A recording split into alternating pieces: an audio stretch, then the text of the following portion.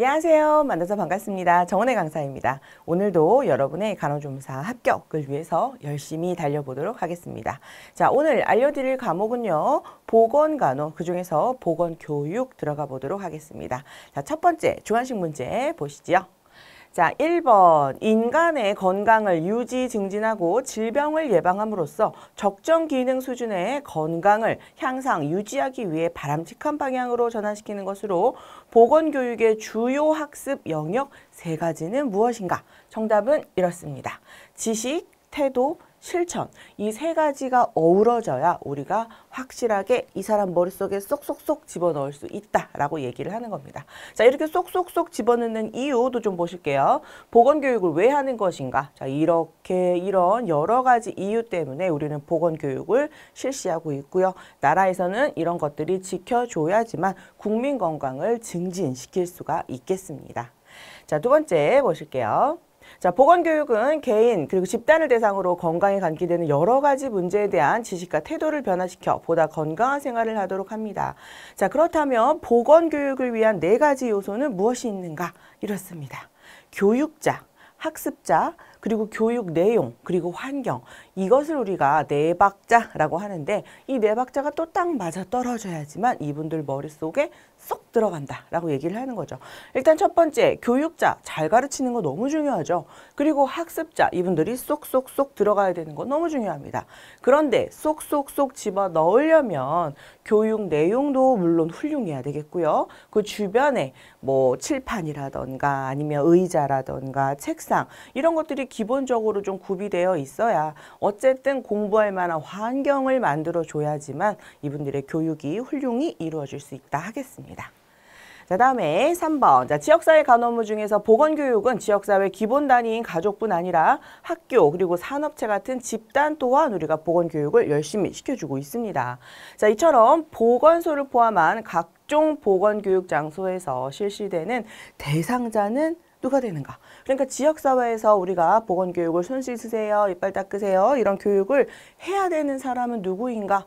정답은 다 지역사회 주민 전체라고 보는 겁니다.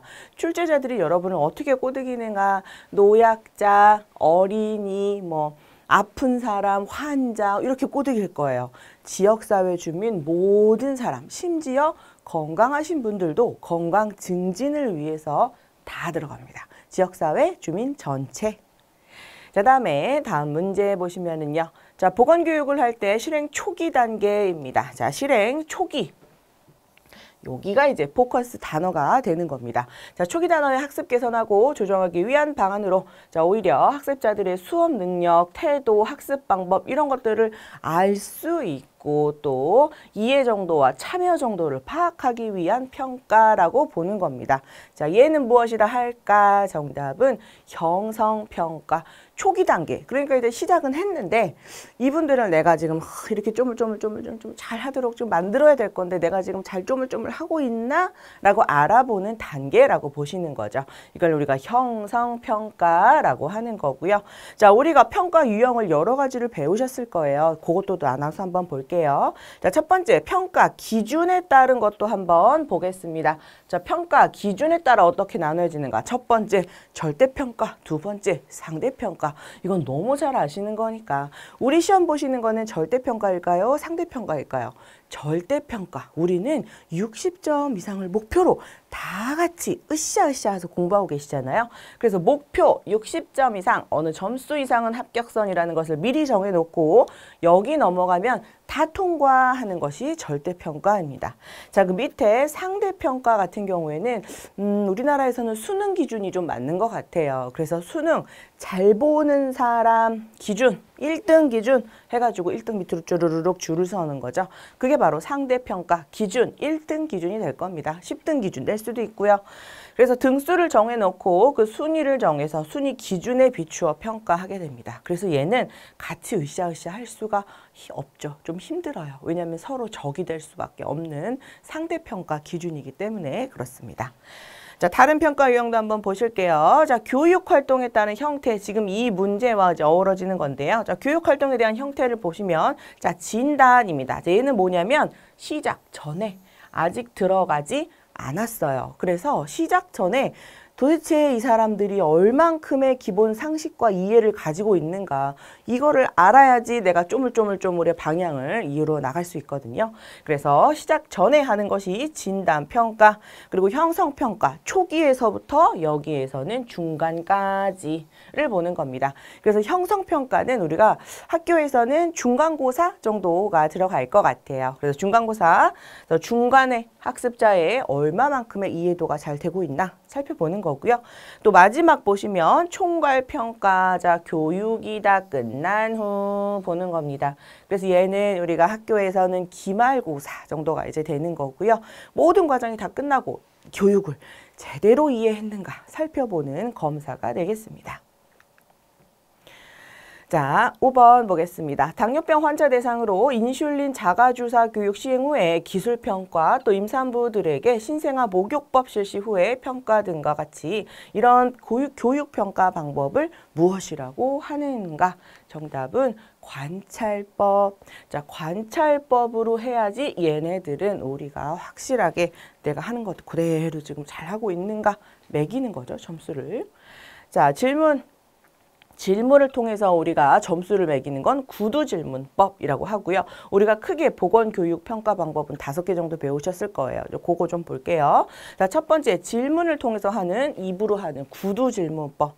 자, 다 이제 교육을 끝나고 난 다음에, 자, 아까 말한 대로 혈압의 정상치는 얼마라고 했었죠? 구두질문법 물어보는 겁니다. 얼마라고 했더라? 기억이 안 납니다, 선생님. 그러면 이제 틀린 거. 그래서 말로 물어보는 거. 그러다 보니까 즉시, 자 여기에 포인트 단어 즉시, 구두질문법은 바로바로 이해했는지 안 했는지 알 수가 있어요. 너무 편하죠. 대신에 단점은 일일이 물어봐야 되기 때문에 시간이 어때요? 많이 들어가는 단점이 있습니다. 그 다음에 실기시험입니다. 자, 미술 같은 경우에 그림 그려놓고 우리가 기준에 맞춰서 쫙 점수 매기는 거, 이런 것들 실기시험이라고 생각합니다. 여기에 이제 유의사항은 공정성. 내 눈에는 예쁜데 제 눈에는 안 예쁠 수도 있어서 이런 공정, 기준이 굉장히 중요하죠. 자, 다음에 지필검사입니다. 자, 문서 형태로 질문을 제시하고 답을 체크하거나 쓰도록 하는 거. 그래서 우리는 오지선다형의 시험을 보는 거죠. 그래서 간호조무사 시험은 어디에 들어가요? 지필검사 시험 방법으로 들어가는 겁니다. 또 여러 가지 뭐 논술형으로 쓰는 것도 있고 주관식 단답형으로 쓰는 것도 있고 여러 가지 이제 지필검사가 있지만 우리는 이제 객관식만 들어가신다는 거. 자, 다음에 질문지법입니다. 자, 질문을 서면화해서 지표로 응답하게 하는 거. 그래서 뭐 여러 가지 설문지라던가 보고서 등으로 쭉쭉쭉쭉 쓰게 하는 것도 다 질문지법으로 들어가고요. 또 지금 여기 정답인 것처럼 관찰법. 자, 관찰법의 이해를 아셔야 됩니다. 자, 임산부들에게 신생아 목욕을 한다던가 아니면 당뇨 환자들에게 인슐린 교육한다던가 이게 지문으로 정말 잘 나옵니다. 그래서 목욕시키는 거 아니면 인슐린 놓는 거 이거는 관찰이 가장 좋죠. 자, 6번 보시겠습니다. 자, 대상자가 평가 내용을 숫자나 내용으로 연속선 위에 분류한 곳에 체크를 함으로써 결과를 측정하는 방법으로 리커트 척도 그리고 자가평가 체크리스트 이런 것들이 포함된답니다. 자, 이러한 평가 방법을 무엇이라 하는가? 정답은 이렇습니다. 평정법. 그래서 평정법, 내가 다 평정할 거야 이런 것처럼 쫙 표를 만들어 놓고 거기에 착착착착 체크를 하는 것. 그래서 장점을 보시면 만들기 쉽고 사용도 간편하기 때문에 보건교육에 많이 쓰여요. 그리고 또 하나 0번서부터 10번까지 쭉 있기 때문에 여기에서 착착착 골라내가지고 자료 수집해가지고 내 맘대로 짜집기 하기가 너무 편리합니다. 그래서 자료 분석과 측정에 굉장히 많이 사용되는 방법이 평정법으로 들어가겠습니다. 자, 넘어가실게요. 자, 7번. 자, 개인에 따른 적절한 교육과 양질의 교육이 가능하고 가르치는 교육자와 교육을 받는 대상자 간의 상호작용이 가능하여 교육의 효과가 큰 대상자 중심의 보건교육은 무엇인가? 정답은 이렇습니다. 개별 교육. 그러니까 과외라고 생각하시면 돼요. 과외는 내가 모르는 점을 쪽쪽쪽 잡아가지고 그것만 탁탁탁 알려주기 때문에 효과는 너무 좋죠. 과외가. 개별 교육이 그렇습니다. 그래서 이제 과외라고 할 수는 없으니까 이제 개인적 접촉에 뭐 가정 방문, 면담, 전화 면담, 면담 이런 것들이 다 개별적 교육으로 들어가고요. 방금 말한 대로 장점으로는 가장 효과적으로 우엉 성적이 올라갑니다. 또 질적으로 깊이 있게 교육을 할 수가 있고요. 단점을 보시면 얘는 개별 교육인데 많은 인원과 시간이 막 늘어나게 되고 또 양적으로 좀 부족해질 수가 있어요. 사람이 많아지게 되면 그렇습니다. 자, 8번 보실게요. 자, 각기 다른 원리나 방법을 활용해야 한다는 상담의 원리로 내담자의 개인적 성질을 알고 이해함으로써 보다 나은 적응을 할 수 있도록 도와주어야 한다. 자, 이런 상담의 원리는 무엇인가? 정답은 이렇습니다. 개별화의 원리. 개인적 성질을 알고 이해해 주는 거죠.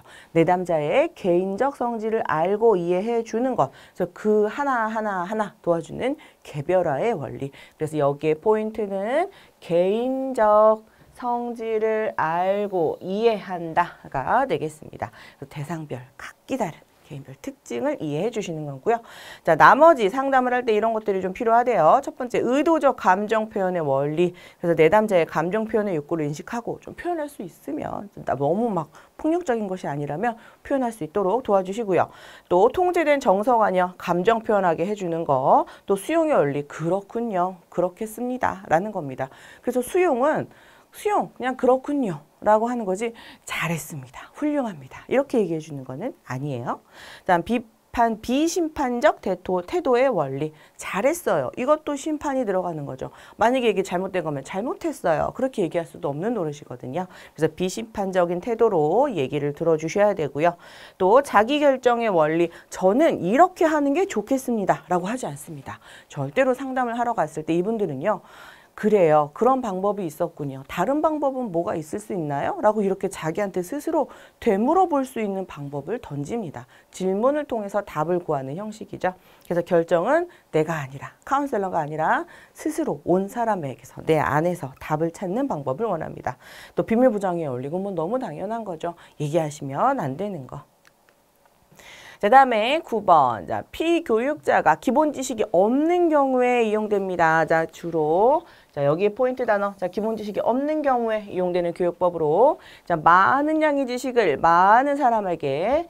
자, 짧은 시간에 전달. 효과 대비 너무 큰 교육입니다. 자, 그래서 조금의 노력으로 이만큼 많은 사람들에게 정보를 전달해 줄 수 있는 이런 교육법은 무엇이냐? 정답은 강의. 지금 제가 여러분에게 하고 있는 이런 방법 다 강의라고 봅니다. 그래서 이 많은 양의 지식을 우리 간호양 얼마나 많습니까? 짧은 시간 안에 따다다다닥 여러분에게 지금 에센스만 보내드리고 있는 거고요. 비용과 시간이 많이 절약되죠. 대신에 단점은 있습니다. 여러분들이 지금 제 말을 이해하고 있는지 없는지 저는 여기서 얘기하고 있기 때문에 잘 알 수가 없어요. 그래서 제가 최대한 알아듣기 쉽게 이해를 할 수 있도록 도와드리는 것밖엔 답이 없는 거죠. 그래서 진행 정도를 내가 파악하기가 어려운 게 강의입니다. 실제적으로 앞에 여러분들이 쫙 앉아있다 하더라도 저는 독심술이 없기 때문에 그냥 제가 강의를 하면 여러분들이 이해를 하나 못하나는 여러분의 얼굴을 보고 알 수밖에 없어요. 얼굴이 하고 있으면 못 알아듣나 보다 하고 다시 설명해 주는 거고요. 설사 내가 모르는데 거기서 고개를 끄덕끄덕 하고 있어요. 그러면 저는 그냥 아나 보다 하고 넘어가시는 거죠. 그래서 이곳이 단점. 이런 분들이 이해를 하고 있나 모르고 있나 진행 정도를 파악하기가 어렵습니다. 자, 다음에 또 넘어가실게요. 10번. 자, 토의 대상자가 10명에서 20명, 최대 20명까지만 이제 구성될 수 있고 사회자 능력에 따라 토의 효과가 크게 좌우되는 대상자 중심의 보건교육은 무엇이냐? 정답은 집단 토의 혹은 그룹 토의. 그냥 다 같이 몰려서 얘기하면 다 우리가 집단 토의, 그룹 토의로 이제 들어가게 되는 겁니다. 자, 장점을 보시면 나도 얘기하고 너도 얘기해봐 이러면서 다 같이 얘기를 해요. 얼마나 아름답습니까? 그래서 민주적 자, 포인트 단어 찝습니다. 자, 집단 토의, 민주적, 나도 얘기하고 너도 얘기하고 너무 좋죠. 대신에 단점, 방금 말한 대로 사회자의 능력에 따라 좋지 못한 결과가 생길 수 없다. 사회자의 능력이 되게 중요하고요. 자, 그래서 사람들이 너무 많아지거나 아니면 사회자가 그렇게 훌륭하지 못하겠다라는 느낌이 들면 일단 사람이 많아지면 나눕니다. 1분단, 2분단, 3분단 이렇게 나눠요. 저는 학교 다닐 때 이제 저는 국민학교 세대긴 한데 초등학교에 사람들이 너무 많았어요. 저희는 16반까지 있었거든요. 그래서 이때는 반에도 애들이 60명까지 막 들어가 있었단 말이에요. 그러니까 애들이 너무 많으니까 선생님이 통제가 안 됩니다. 1분단, 2분단, 3분단. 그래서 분단장이라는 것들도 있었어요. 그래서 분단끼리 모여서 회의하는 거죠. 그리고 분단장이 우리는 이렇게 생각합니다 하고 대표자를 정해서 말하는 것. 딱 이런 걸 뭐라 그러냐면 분단 토의라고 합니다. 그래서 집단 토의에서 사람이 많아지게 되면 넘어가는 것이 분단 토의고요. 참여자가 많아서 몇 개의 분단으로 나누어서 다시 전체 회의에서 종합하는 방법을 쓰는 겁니다. 자, 장점. 사람이 많다 보니까 생각하는 것도 많아져요. 그래서 다각도로 분석을 할 수 있는 장점이 있죠. 그래서 분단 토의의 포인트 단어 다각도 분석할 수 있습니다. 자, 또 하나의 단점이 있어요. 자, 단점은 뭐냐? 사람이 너무 많기 때문에 너도 얘기해봐, 나도 얘기하고 다 일일이 말을 시켜줄 수가 없습니다. 말 안 하는 사람은 그냥 가만히 이러고 있어요. 말하는 사람만 계속 합니다. 그러니까 목소리 큰 놈이 이기는 거예요. 여기는. 분단 토의는. 그러다 보니까 목소리 큰 놈이 이긴다 이럴 수는 없어서 우리가 한두 사람의 의견 자 이렇게 예쁜 말로 순화하는 겁니다. 목소리 큰 놈이 하자는 대로 하는 것이 분단 토의가 흘러갈 수가 있어요. 그래서 소수의 의견도 잘 들어봐야 하는 것이 중요하겠습니다. 자, 다음에 11번. 자, 2명에서 5명의 전문가가 각자 의견을 발표하고 사회자가 자, 포인트 단어 전문 지식이 있는 청중. 전문가가 말도 하고 전문가가 듣기도 합니다. 자, 이런 공개 토론 형식으로 참여시키는 교육입니다. 그래서 강연자, 청중 모두 전문인으로 구성되어 있는 이런 보건교육은 무엇인가? 정답은 심포지엄. 어떤 책은 심포지움이라고 되어 있기도 하고요. 같은 얘기입니다. 그래서 심포지엄이 되는 거고요. 심포지엄의 특징은 그렇습니다. 모두 다 전문가. 그래서 저는 그들만의 리그라고 이제 부르는 건데 아는 사람만 와서 들어야 되는 거예요. 모르면 이해를 못할 정도의 아주 고차원적인 막 전문적인 이런 단어가 막 들어가는 겁니다. 자, 이 심포지움과 굉장히 비슷하게 잘 시험에 나오는 게 뭐냐면 패널 토의입니다. 패널. 그래서 패널 토의 예전에 지금은 없어졌지만 100분 토론이라는 게 있었어요. 손석희 아나운서가 진행하는. 그래서 보시면 몇 명이 나와가지고 막 얘기를 합니다. 주제를 가지고 찬반하는 사람을 나눠요. 그리고 막 얘기를 합니다. 그러면 그 옆에 쭉 둘러서서 이제 일반인들이 쫙 둘러서서 그걸 지켜보고 있는 거죠. 그러면서 저 사람 의견은 좀 나랑 생각이 안 맞는데 저 사람 의견은 내가 봤을 때 너 좋은 것 같아 막 이러면서 그 사람들의 얘기를 듣고 내가 생각을 키워나가는 거를 말합니다. 이걸 우리가 패널 토의라고 하고요. 자, 다시 돌아오셔서 중요한 거 좀 찝어보면은요.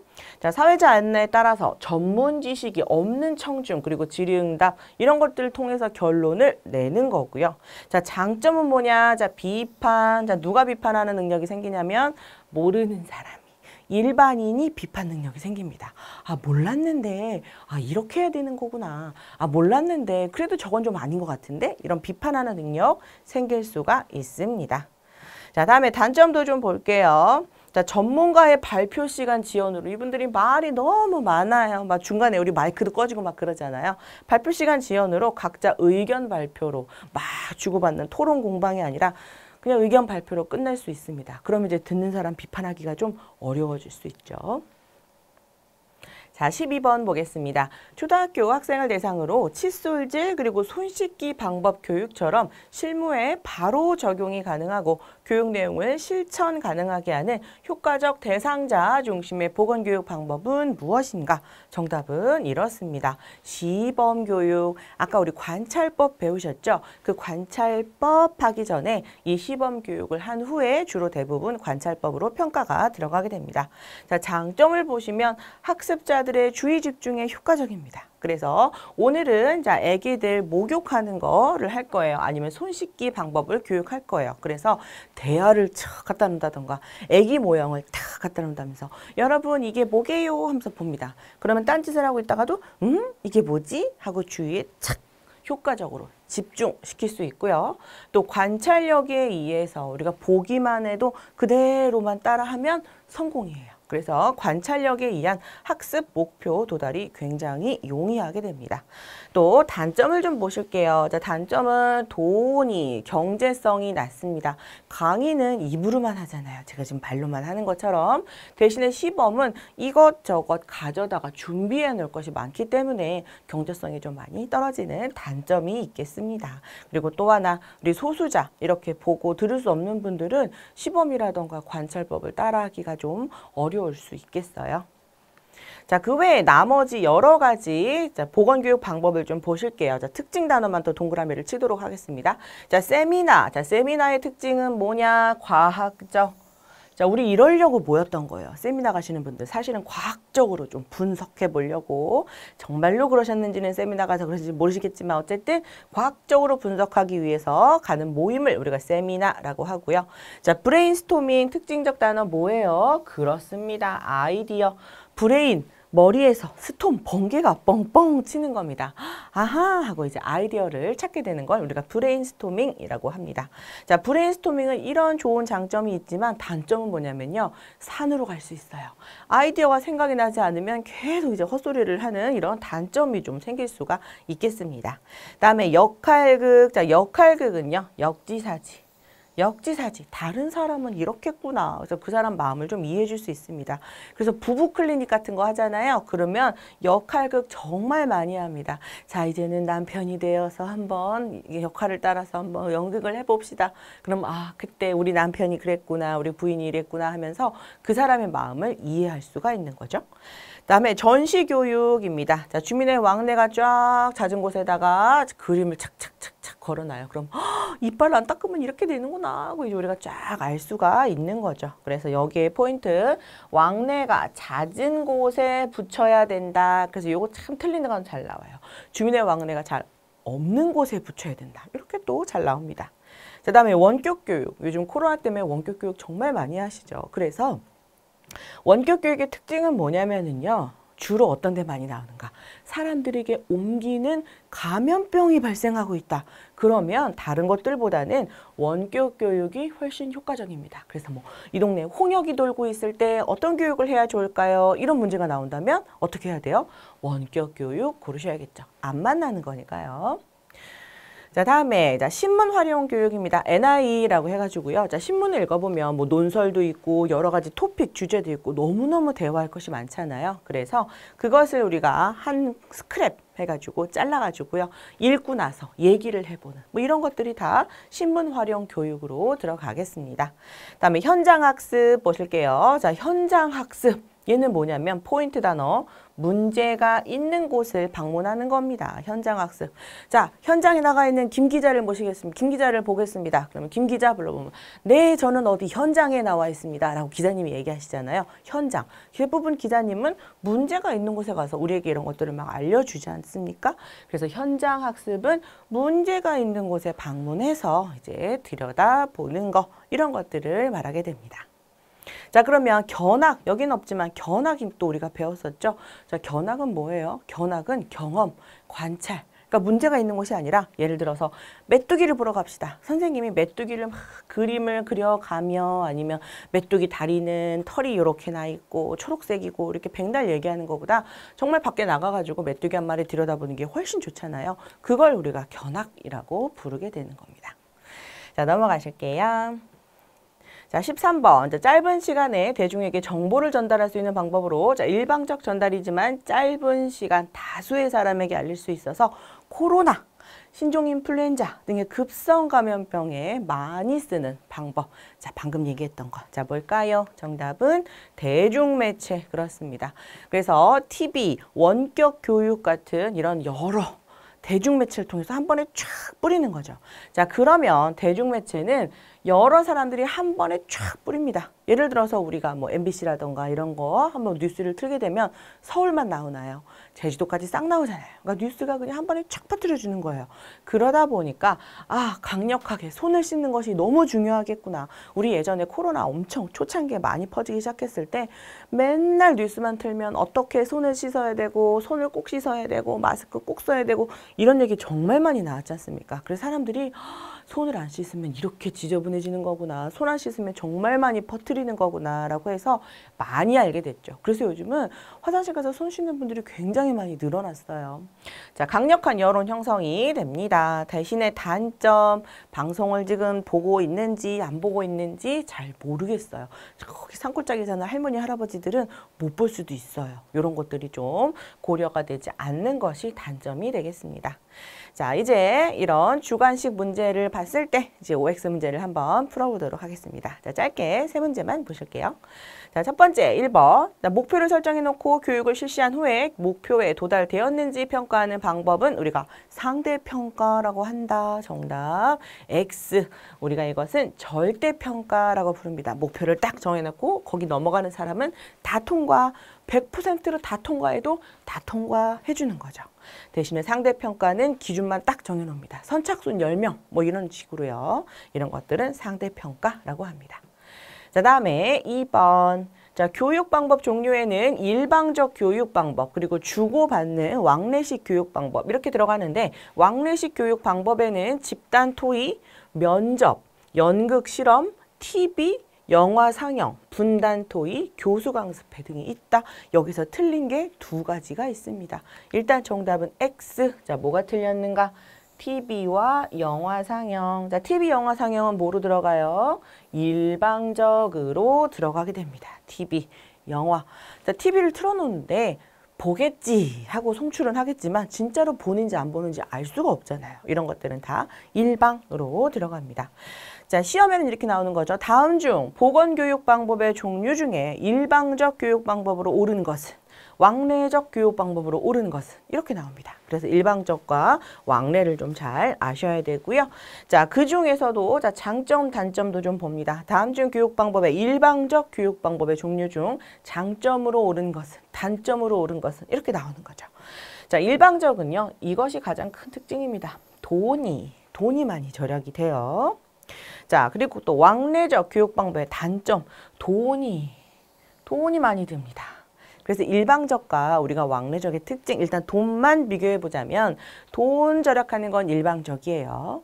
자, 다음에 효과를 한번 볼까요? 자, 일방적은요, 교육 정도를 파악할 수가 없어요. 좋겠거니 하는 겁니다. 자, 그런데 만나서 하는 왕래적은요, 효과가 높습니다.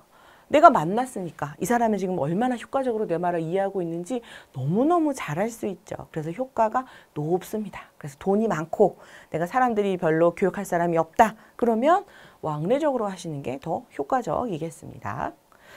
자, 그리고 또 매체 종류도 좀 보실게요. 자, 눈으로만 선전하는 시각 매체, 듣는 거로만 선전하는 청각 매체, 그리고 눈도 귀도 다 이용할 수 있는 시청각 매체 이렇게 나눠지게 됩니다. 자, 융판이 뭐냐면은요. 융판이 이제 뭐랄까 벨크로라고 생각하시면 되나요? 초록색으로 예전에 이제 돼 있었는데 여기에다가 찍찍이 같은 걸로 뗐다 붙였다 하는 거 있잖아요. 그거 우리가 융판이라고 부르게 됩니다. 어린이집이나 유치원에도 이런 거 많이 좀 붙어 있는 것 같아요. 이제 그런 것들 다 눈으로만 보는 시각 매체가 되죠. 자, 그리고 교육 매체의 특성 또 한번 구분해 볼게요. 자, 모형 보겠습니다. 자, 모형의 아주 큰 장점, 실제와 가깝기 때문에 정말로 이젠 사람으로 바꿔도 너무너무 쉽게 놓을 수 있어요. 예를 들어 여러분 그 엉덩이 주사 놓는 거 연습해 보셨나요? 엉덩이 주사 놓을 때 정말로 엉덩이 모형을 갖다가 놓고 주사를 탁탁 하고 연습을 해보잖아요. 그러면 이제 모형 치우고 사람 그대로 갖다 놔도 할 수 있어요. 실제와 가깝게 묘사가 되어 있기 때문에 좋죠. 자, 대신에 단점은 뭐냐면은요. 예를 들어 우리가 뭐 엉덩이가 아니라 공룡을 배우는 시간입니다. 티라노사우루스 시범을 하려고. 그 티라노사우루스를 여기에다가 갖다 놓을 수는 없죠. 그러다 보니까 공간을 좀 점유해야 하는 불편이 좀 있습니다. 자, 게시판. 자, 게시판의 가장 큰 특징. 자, 왕래가 잦은 곳에 왕래가 잦은 곳에 게시판 설치해놔야 된다는 거. 또 실물, 자, 모형과 실물 굉장히 이제 비슷한 개념이긴 한데요. 또 얘 또한 실물 크기 한정이 있고 거리와 시간적 소비가 있고 대신에 관찰 이런 것들 굉장히 훌륭하게 이루어질 수 있습니다. 자, 비디오 테이프, 녹음기, 라디오 신문. 자, 비디오 테이프, 영화 같은 걸로 이제 녹음을 해서 비디오 형식으로 이제 보여주는 겁니다. 한 번 만드는 건 어려워요. 제작은 어렵지만 제작이 한 번 끝나면 계속적으로 돌려보는 겁니다. 그러다 보니까 제작할 때는 많은 시간과 경비가 소요가 되지만 일단 만들어 놓으면 계속 쓸 수 있다. 반복 학습이 가능합니다. 자, 다음에 녹음기, 자, 소리와 녹음. 그래서 녹음을 해놓고 이제 필요할 때마다 이제 들어서 아, 그렇구나, 이렇구나라고 이제 알아듣게 되는 거고요. 라디오, 신문. 그래서 라디오 신문의 포커스는 뭐냐면 안 만날 수 있다. 농촌 지역의 풍진, 홍역, 유행시 우리가 라디오를 틀면 이런 얘기 굉장히 또 많이 나왔었어요. 손 씻기, 마스크 이런 얘기들이요. 자, 그리고 또 텔레비전과 OHP 환등기 PPT 보겠습니다. 자, TV. 가장 강력한 시청각 매개체죠. 그래서 전 국민에게 한 번에 쫙 뿌릴 수 있는 것으로 가장 효과적인 것이 TV이고요. 그래서 대규모 국민들에게 전달 가능하게 됩니다. 그다음에 OHP, 요즘은 근데 사실 환등기 쓰시는 분들이 거의 없어서 환등기 대신에 이제 파워포인트, PPT 종류를 많이 얘기합니다. 그래서 파워포인트 보시면 자, 일단 준비 시간이 많이 절약됩니다. 뭐 시범 교재를 갖고 올 필요가 없어요. 컴퓨터에다가 뭐 동영상도 집어넣을 수 있고요. 또 여러 가지 자료, 실물 같은 거, 그림 집어넣을 수 있습니다. 그래서 쉽게 보여줄 수 있고요. 또 교사와 학습자의 시선이 계속 일치하게 됩니다. 학습자는 칠판을 보고 그리고 알려주시는 분들은 학습자를 봅니다. 그러니까 시선이 계속 일치해서 이분들이 지금 이해를 하고 있나 딴짓을 하고 있나 쉽게 알 수가 있죠. 또 요점을 강조하고 대상자들의 지식 습득에 중점을 둬서 집단 교육할 때 유용하게 쓰는 방법이 되겠습니다. 그래서 OHP의 특징은 뭐냐면 교사와 학습자 시선이 계속 일치. 요 얘기도 또 시험에 근근히 잘 나오는 문제입니다. 자, 3번 보실게요. 자, 모형은 실체와 가깝게 묘사되어서 교육 효과가 높아 신생아 목욕 교육 시 효과적으로 사용 가능한 교육 방법이다. 정답은 그렇습니다. 신생아 목욕, 진짜 아기는 한 번밖에 못 시키잖아요. 모형은 계속 시킬 수 있습니다. 10번이고 20번이고. 그러다 보니 너무 좋죠. 효과적으로 사용 가능합니다. 자, 단점은 아까 말한 대로 어쨌든 모형 준비 좀 하고 넣어놔야 되기 때문에 공간을 좀 차지하게 되고 이동 불편, 시간 소모, 그리고 이 인형이 또 비싸다면 고비용 이런 것들도 좀 들어갈 수가 있겠습니다. 자, 여기까지 보건교육 문제 풀어보셨습니다. 자, 항상 여러분의 꿈을 응원합니다.